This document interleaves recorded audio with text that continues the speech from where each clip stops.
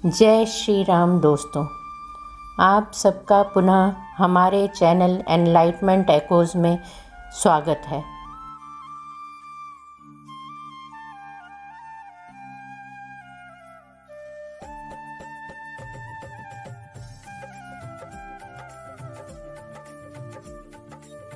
जहां हम प्राचीन ग्रंथों के कालातीत ज्ञान की गहराई में उतरते हैं।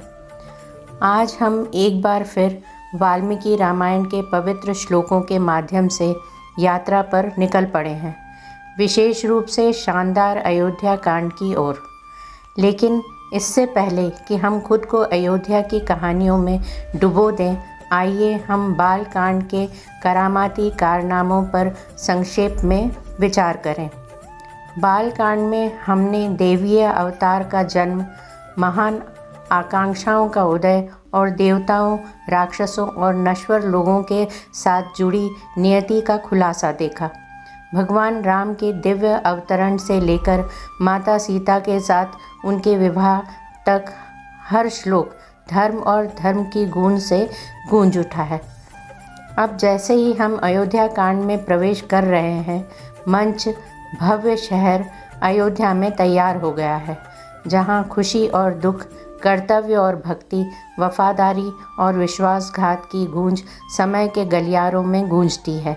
मानवीय रिश्तों की जटिलताओं, सदाचार के परीक्षणों और विश्वास की अंतिम परीक्षा से गुजरते हुए हमारे साथ जुड़े, जो वाल्मीकि रामायण के अयोध्या कांड को परिभाषित करता है।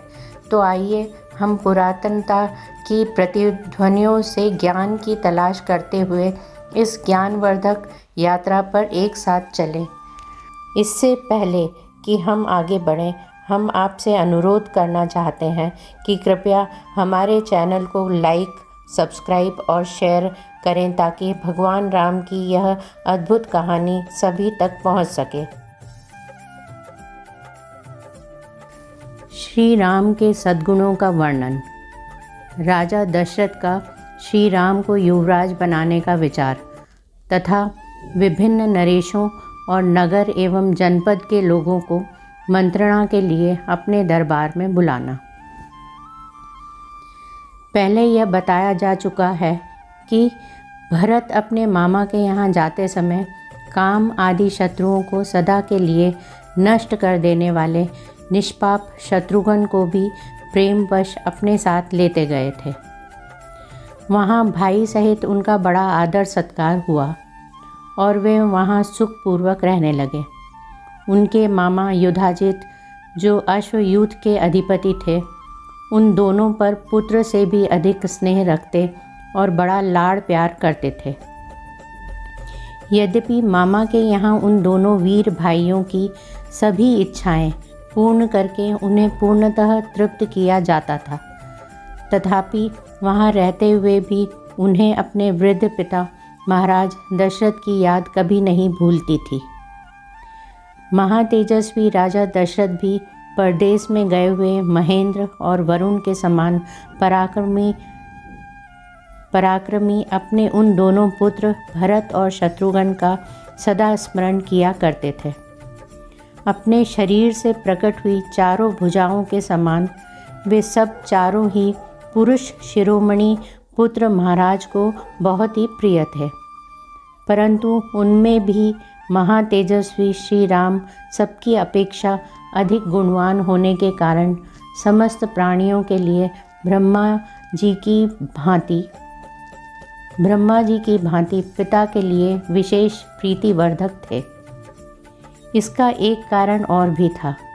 वे साक्षात सनातन विष्णु थे और परम प्रचंड रावण के वध की अभिलाषा रखने वाले देवताओं की प्रार्थना पर मनुष्य लोक में अवतीर्ण हुए थे। उन अमित तेजस्वी पुत्र श्री रामचंद्र जी से महारानी कौसल्या की वैसी ही शोभा होती थी, जैसे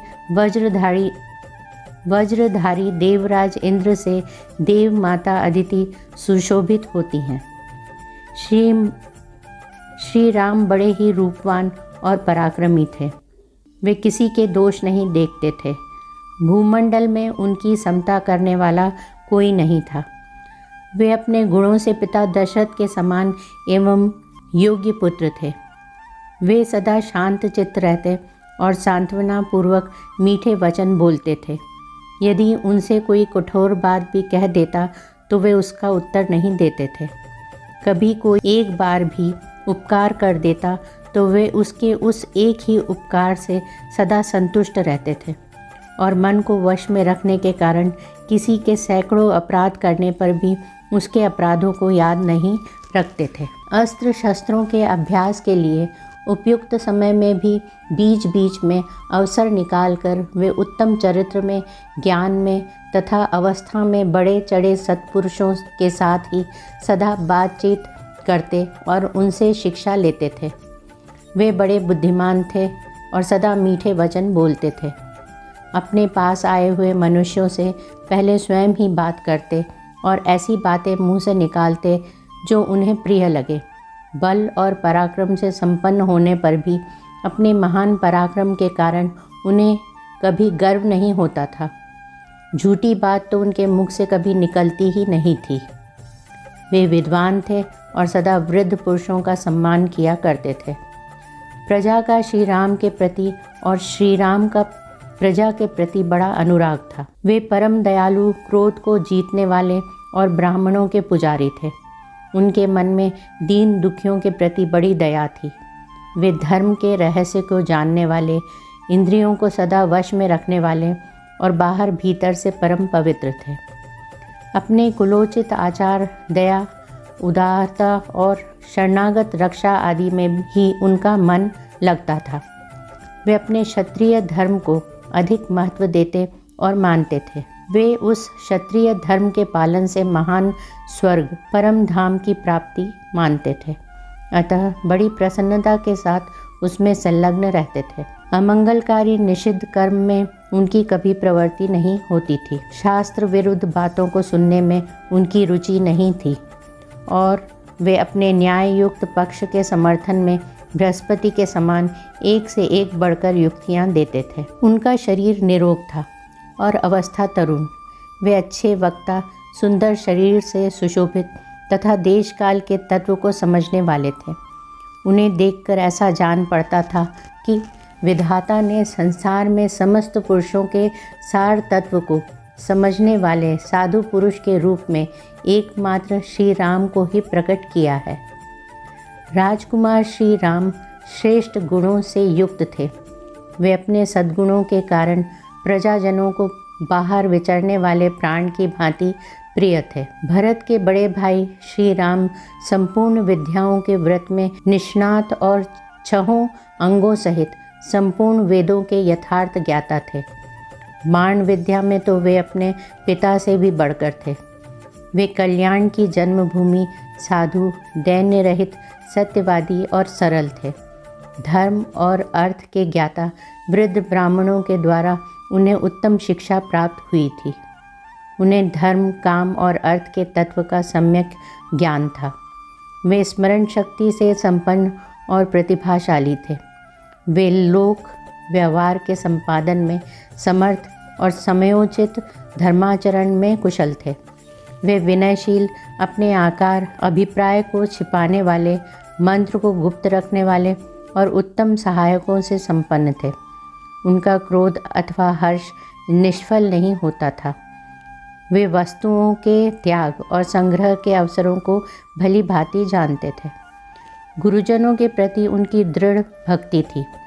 वे स्थित प्रज्ञ थे और असद वस्तुओं को कभी ग्रहण नहीं करते थे। उनके मुख से कभी दुर्वचन नहीं निकलता था। वे आलस्य रहित, प्रमाद शून्य तथा अपने और पराये मनुष्यों के दोषों को अच्छी प्रकार जानने वाले थे। वे शास्त्रों के ज्ञाता, उपकारियों के प्रति कृतज्ञ तथा पुरुषों के तारतम्य को अथवा दूसरे पुरुषों के मनोभाव को जानने में कुशल थे। यथा योग्य निग्रह और अनुग्रह करने में वे पूर्ण चतुर थे। उन्हें सत्पुरुषों के संग्रह और पालन तथा दुष्ट पुरुषों के निग्रह के अवसरों का ठीक ठीक ज्ञान था। धन की आय के उपायों को वे अच्छी तरह जानते थे। अर्थात फूलों को नष्ट न करके उनसे रस लेने वाले भ्रमरों की भांति वे प्रजाओं को कष्ट दिए बिना ही उनसे न्यायोचित धन का उपार्जन करने में कुशल थे तथा शास्त्र वर्णित व्यय कर्म का भी उन्हें ठीक ठीक ज्ञान था। उन्होंने सब प्रकार के अस्त्र समूहों तथा संस्कृत, प्राकृत आदि भाषाओं से मिश्रित नाटक आदि के ज्ञान में निपुणता प्राप्त की थी।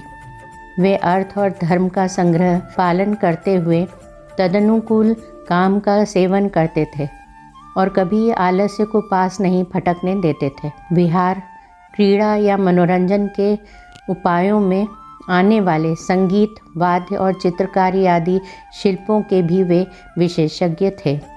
अर्थों के विभाजन का भी उन्हें सम्यक ज्ञान था। वे हाथियों और घोड़ों पर चढ़ने और उन्हें भांति भांति की चालों की शिक्षा देने में भी निपुण थे। श्री रामचंद्र जी इस लोक में धनुर्वेद के सभी विद्वानों में श्रेष्ठ थे। अतिरथी वीर भी उनका विशेष सम्मान करते थे। शत्रु सेना पर आक्रमण और प्रहार करने में वे विशेष कुशल थे। सेना संचालन की नीति में उन्होंने अधिक निपुणता प्राप्त की थी। संग्राम में कुपित होकर आए हुए समस्त देवता और असुर भी उनको परास्त नहीं कर सकते थे। उनमें दोष दृष्टि का सर्वथा अभाव था। वे क्रोध को जीत चुके थे। दर्प और ईर्ष्या का उनमें अत्यंत अभाव था। किसी भी प्राणी के मन में उनके प्रति अवहेलना का भाव नहीं था। वे काल के वश में होकर उसके पीछे पीछे चलने वाले नहीं थे। काल ही उनके पीछे चलता था। इस प्रकार उत्तम गुणों से युक्त होने के कारण राजकुमार श्री राम समस्त प्रजाओं तथा तीनों लोकों के प्राणियों के लिए आदरणीय थे। वे अपने क्षमा संबंधी गुणों के द्वारा पृथ्वी की समानता करते थे। बुद्धि में बृहस्पति और बल पराक्रम में शचीपति इंद्र के तुल्य थे।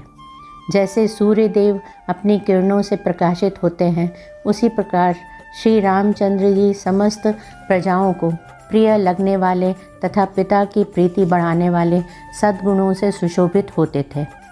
ऐसे सदाचार संपन्न, अजय, पराक्रमी और लोकपालों के समान तेजस्वी श्री रामचंद्र जी को पृथ्वी, भूदेवी और भूमंडल की प्रजा ने अपना स्वामी बनाने की कामना की। अपने पुत्र श्री राम को अनेक अनुपम गुणों से युक्त देखकर शत्रुओं को संताप देने वाले राजा दशरथ ने मन ही मन कुछ विचार करना आरंभ किया। उन चिरंजीवी बूढ़े महाराज दशरथ के हृदय में यह चिंता हुई कि किस प्रकार मेरे जीते जी श्री रामचंद्र राजा हो जाएं और उनके राज्याभिषेक से प्राप्त होने वाली यह प्रसन्नता मुझे कैसे सुलभ हो। उनके हृदय में यह उत्तम अभिलाषा बारंबार चक्कर लगाने लगी कि कब मैं अपने प्रिय पुत्र श्री राम का राज्याभिषेक देखूंगा। वे सोचने लगे कि श्री राम सब लोगों के अभ्युदय की कामना करते और संपूर्ण जीवों पर दया रखते हैं। वे लोक में वर्षा करने वाले मेघ की भांति मुझसे भी बढ़कर प्रिय हो गए हैं। श्री राम बल पराक्रम में यम और इंद्र के समान, बुद्धि में बृहस्पति के समान और धैर्य में पर्वत के समान हैं। गुणों में तो वे मुझसे सर्वथा बड़े चढ़े हैं। मैं इसी उम्र में अपने बेटे श्री राम को इस सारी पृथ्वी का राज्य करते देख यथा समय सुख से स्वर्ग प्राप्त करूं, यही मेरे जीवन की साध है। इस प्रकार विचार कर तथा अपने पुत्र श्री राम को उन नाना प्रकार के विलक्षण, सज्जनोचित, असंख्य तथा लोकोत्तर गुणों से, जो अन्य राजाओं में दुर्लभ है, विभूषित देख राजा दशरथ ने मंत्रियों के साथ सलाह करके उन्हें युवराज बनाने का निश्चय कर लिया। बुद्धिमान महाराज दशरथ ने मंत्री को स्वर्ग, अंतरिक्ष तथा भूतल में दृष्टिगोचर होने वाले उत्पातों का घोर भय सूचित किया और अपने शरीर में वृद्धावस्था के आगमन की भी बात बताई। पूर्ण चंद्रमा के समान मनोहर मुख वाले महात्मा श्री राम समस्त प्रजा के प्रिय थे। लोक में उनका सर्वप्रिय होना राजा के अपने आंतरिक शोक को दूर करने वाला था। इस बात को राजा ने अच्छी तरह समझा। तदनंतर उपयुक्त समय आने पर धर्मात्मा राजा दशरथ ने अपने और प्रजा के कल्याण के लिए मंत्रियों को श्री राम के राज्याभिषेक के लिए शीघ्र तैयारी करने की आज्ञा दी। इस उतावली में उनके हृदय का प्रेम और प्रजा का अनुराग भी कारण था। उन भूपाल ने भिन्न भिन्न नगरों में निवास करने वाले प्रधान पुरुषों तथा अन्य जनपदों के सामंत राजाओं को भी मंत्रियों द्वारा अयोध्या में बुलवा लिया। उन सबको ठहरने के लिए घर देकर नाना प्रकार के आभूषणों द्वारा उनका यथा योग्य सत्कार किया। तत्पश्चात स्वयं भी अलंकृत होकर राजा दशरथ उन सबसे उसी प्रकार मिले जैसे प्रजापति ब्रह्मा प्रजा वर्ग से मिलते हैं। जल्दीबाजी के कारण राजा दशरथ ने कैकेयी नरेश को तथा मिथिलापति जनक को भी नहीं बुलवाया। उन्होंने सोचा वे दोनों संबंधी इस प्रिय समाचार को पीछे सुन लेंगे। तदनंतर शत्रुनगरी को पीड़ित करने वाले राजा दशरथ जब दरबार में आ बैठे तब कैकेयी राज और जनक को छोड़कर शेष सभी लोकप्रिय नरेशों ने राजसभा में प्रवेश किया। वे सभी नरेश राजा द्वारा किए गए नाना प्रकार के सिंहासनों पर उन्हीं की ओर मुँह करके विनीत भाव से बैठे थे। राजा से सम्मानित होकर विनीत भाव से उन्हीं के आसपास बैठे हुए सामंत नरेशों तथा नगर और जनपद के निवासी मनुष्यों से घिरे हुए महाराज दशरथ उस समय देवताओं के बीच में विराजमान सहस्त्र नेत्रधारी भगवान इंद्र के समान शोभा पा रहे थे। उस समय राजसभा में बैठे हुए सब लोगों को संबोधित करके महाराज दशरथ ने मेघ के समान शब्द करते हुए दुदुम्बी की ध्वनि के सदृश अत्यंत गंभीर एवं गूंजते हुए उच्च स्वर से सबके आनंद को बढ़ाने वाली यह हितकारक बात कही। राजा दशरथ का स्वर राजोचित, स्निग्धता और गंभीरता आदि गुणों से युक्त था, अत्यंत कमनीय और अनुपम था। वे उस अद्भुत रसमय स्वर से समस्त नरेशों को संबोधित करके बोले, सज्जनों, आप लोगों को यह तो विदित ही है कि मेरे पूर्वज राजाधिराजों ने इस श्रेष्ठ राज्य का, यहाँ की प्रजा का किस प्रकार पुत्र की भांति पालन किया था। समस्त इक्ष्वाकु वंशी नरेशों ने जिसका प्रतिपालन किया है, उस सुख भोगने के योग्य संपूर्ण जगत को अब मैं भी कल्याण का भागी बनाना चाहता हूँ। मेरे पूर्वज जिस मार्ग पर चलते आए हैं उसी का अनुसरण करते हुए मैंने भी सदा जागरूक रहकर समस्त प्रजाजनों की यथाशक्ति रक्षा की है। समस्त संसार का हित साधन करते हुए मैंने इस शरीर को श्वेत राज छत्र की छाया में बूढ़ा किया है।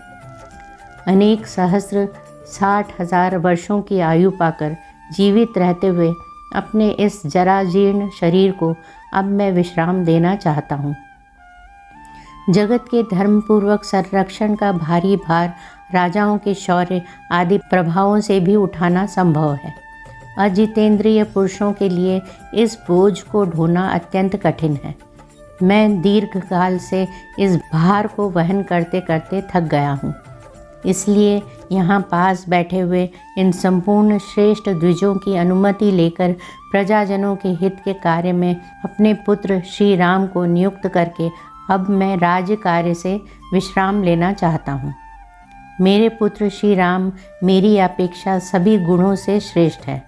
शत्रुओं की नगरी पर विजय पाने वाले श्री रामचंद्र बल पराक्रम में देवराज इंद्र के समान है। पुष्य नक्षत्र से युक्त चंद्रमा की भांति समस्त कार्यों के साधन में कुशल तथा धर्मात्माओं में श्रेष्ठ उन पुरुष शिरोमणि श्री रामचंद्र को मैं कल प्रातःकाल पुष्य नक्षत्र में युवराज के पद पर नियुक्त करूँगा।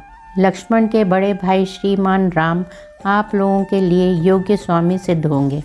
उनके जैसे स्वामी से संपूर्ण त्रिलोकी भी परम सनात हो सकती है। ये श्री राम कल्याण स्वरूप हैं। इनका शीघ्र ही अभिषेक करके मैं इस भूमंडल को तत्काल कल्याण का भागी बनाऊंगा। अपने पुत्र श्री राम पर राज्य का भार रखकर मैं सर्वथा क्लेश रहित निश्चित हो जाऊंगा। यदि मेरा यह प्रस्ताव आप लोगों को अनुकूल जान पड़े और यदि मैंने यह अच्छी बात सोची हो तो आप लोग इसके लिए मुझे सहर्ष अनुमति दें अथवा यह बतावें कि मैं किस प्रकार से कार्य करूं। यद्यपि यह श्री राम के राज्याभिषेक का विचार मेरे लिए अधिक प्रसन्नता का विषय है, तथापि यदि इसके अतिरिक्त भी कोई सबके लिए हितकर बात हो तो आप लोग उसे सोचें, क्योंकि मध्यस्थ पुरुषों का विचार एक पक्षीय पुरुषों की अपेक्षा विलक्षण होता है, कारण कि वह पूर्व पक्ष और अपर पक्ष को लक्ष्य करके किया गया होने के कारण अधिक अभ्युदय करने वाला होता है। राजा दशरथ जब ऐसी बात कह रहे थे, उस समय वहाँ उपस्थित नरेशों ने अत्यंत प्रसन्न होकर उन महाराज का उसी प्रकार अभिनंदन किया जैसे मोर मधुर केकारव फैलाते हुए वर्षा करने वाले महामेघ का अभिनंदन करते हैं। तत्पश्चात समस्त जन समुदाय की स्नेहमयी हर्ष ध्वनि सुनाई पड़ी। वह इतनी प्रबल थी कि समस्त पृथ्वी को कँपाती हुई सी जान पड़ी। धर्म और अर्थ के ज्ञाता महाराज दशरथ के अभिप्राय को पूर्ण रूप से जानकर संपूर्ण ब्राह्मण और सेनापति नगर और जनपद के प्रधान व्यक्तियों के साथ मिलकर परस्पर सलाह करने के लिए बैठे और मन से सब कुछ समझकर जब वे एक निश्चय पर पहुंच गए, तब बूढ़े राजा दशरथ से इस प्रकार बोले। पृथ्वीनाथ, आपकी अवस्था कई हजार वर्षों की हो गई, आप बूढ़े हो गए, अतः पृथ्वी के पालन में समर्थ अपने पुत्र श्री राम का अवश्य ही युवराज पद पर अभिषेक कीजिए। रघुकुल के वीर महाबलवान महाबाहु श्री राम महान गजराज पर बैठकर यात्रा करते हों और उनके ऊपर श्वेत छत्र तना हुआ हो, इस रूप में हम उनकी झांकी करना चाहते हैं। उनकी यह बात राजा दशरथ के मन को प्रिय लगने वाली थी। इससे सुनकर राजा दशरथ अनजान से बनकर उन सबके मनोभाव को जानने की इच्छा से इस प्रकार बोले। राजागण, मेरी यह बात सुनकर जो आप लोगों ने श्री राम को राजा बनाने की इच्छा प्रकट की है, इसमें मुझे यह संशय हो रहा है, जिसे आपके समक्ष उपस्थित करता हूँ। आप इसे सुनकर इसका यथार्थ उत्तर दें। मैं धर्म पूर्वक इस पृथ्वी का निरंतर पालन कर रहा हूँ। फिर मेरे रहते हुए आप लोग महाबली श्री राम को युवराज के रूप में क्यों देखना चाहते हैं? यह सुनकर वे महात्मा नरेश नगर और जनपद के लोगों के साथ राजा दशरथ से इस प्रकार बोले। महाराज, आपके पुत्र श्री राम में बहुत से कल्याणकारी सद्गुण हैं। देवताओं के तुल्य बुद्धिमान और गुणवान श्री रामचंद्र जी के सारे गुण सबको प्रिय लगने वाले और आनंददायक हैं। हम इस समय उनका यत्किंचित वर्णन कर रहे हैं, आप उन्हें सुनिए। प्रजानाथ, सत्य पराक्रमी श्री राम देवराज इंद्र के समान दिव्य गुणों से संपन्न है। इक्ष्वाकुल में भी ये सबसे श्रेष्ठ हैं। श्री राम संसार में सत्यवादी, सत्यपरायण और सत्पुरुष हैं। साक्षात श्री राम ने ही अर्थ के साथ धर्म को भी प्रतिष्ठित किया है। ये प्रजा को सुख देने में चंद्रमा की और क्षमा रूपी गुणों में पृथ्वी की समानता करते हैं। बुद्धि में बृहस्पति और बल पराक्रम में साक्षात शचीपति इंद्र के समान है। श्री राम धर्मज्ञ, सत्य प्रतिज्ञ, शीलवान, अदोषदर्शी, शांत, दीन दुखियों को सांत्वना प्रदान करने वाले, मृदुभाषी, कृतज्ञ, जितेंद्रिय, कोमल स्वभाव वाले, स्थिर बुद्धि, सदा कल्याणकारी, असूया रहित, समस्त प्राणियों के प्रति प्रिय वचन बोलने वाले और सत्यवादी हैं। वे बहुश्रुत विद्वानों, बड़े बूढ़ों तथा ब्राह्मणों के उपासक हैं। सदा ही उनका संग किया करते हैं। इसलिए इस जगत में श्री राम की अनुपम कीर्ति, यश और तेज का विस्तार हो रहा है। देवता, असुर और मनुष्यों के संपूर्ण अस्त्रों का उन्हें विशेष रूप से ज्ञान है। वे सांग वेद के यथार्थ विद्वान और संपूर्ण विद्याओं में भली भांति निष्णात हैं। भरत के बड़े भाई श्री राम गांधर्व वेद, संगीत शास्त्र में भी इस भूतल पर सबसे श्रेष्ठ हैं। कल्याण की तो वे जन्मभूमि हैं। उनका स्वभाव साधु पुरुषों के समान है। हृदय उदार और बुद्धि विशाल है। धर्म और अर्थ के प्रतिपादन में कुशल श्रेष्ठ ब्राह्मणों ने उन्हें उत्तम शिक्षा दी है। वे ग्राम अथवा नगर की रक्षा के लिए लक्ष्मण के साथ जब संग्राम भूमि में जाते हैं, उस समय वहां जाकर विजय प्राप्त किए बिना पीछे नहीं लौटते।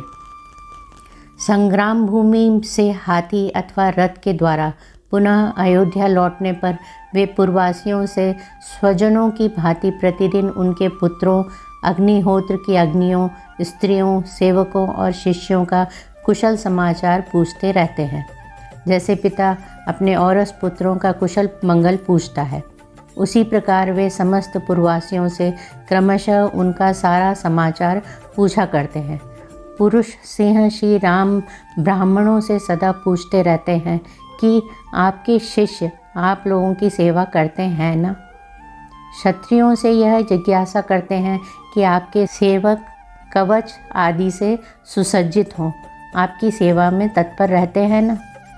नगर के मनुष्यों पर संकट आने पर वे बहुत दुखी हो जाते हैं और उन सब के घरों में सब प्रकार के उत्सव होने पर उन्हें पिता की भांति प्रसन्नता होती है।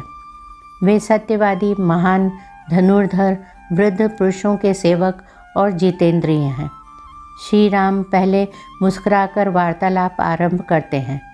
उन्होंने संपूर्ण हृदय से धर्म का आश्रय ले रखा है। वे कल्याण का सम्यक आयोजन करने वाले हैं। निंदनीय बातों की चर्चा में उनकी कभी रुचि नहीं होती है।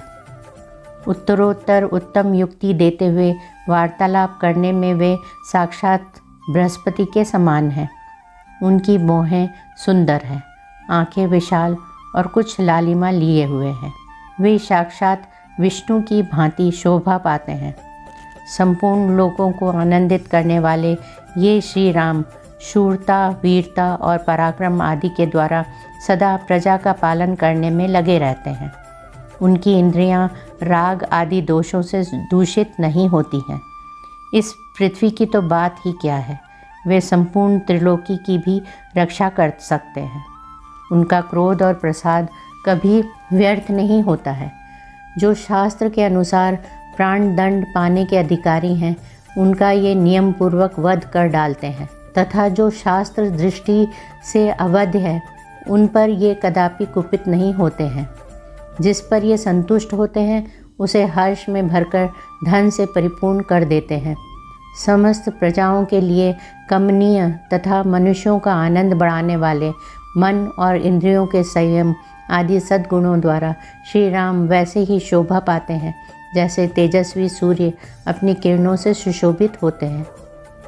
ऐसे सर्वगुण संपन्न लोकपालों के समान प्रभावशाली एवं सत्य पराक्रमी श्री राम को इस पृथ्वी की जनता अपना स्वामी बनाना चाहती है। हमारे सौभाग्य से आपके वे पुत्र श्री रघुनाथ जी प्रजा का कल्याण करने में समर्थ हो गए हैं, तथा आपके सौभाग्य से वे मरीचि नंदन कश्यप की भांति पुत्रोचित गुणों से संपन्न हैं।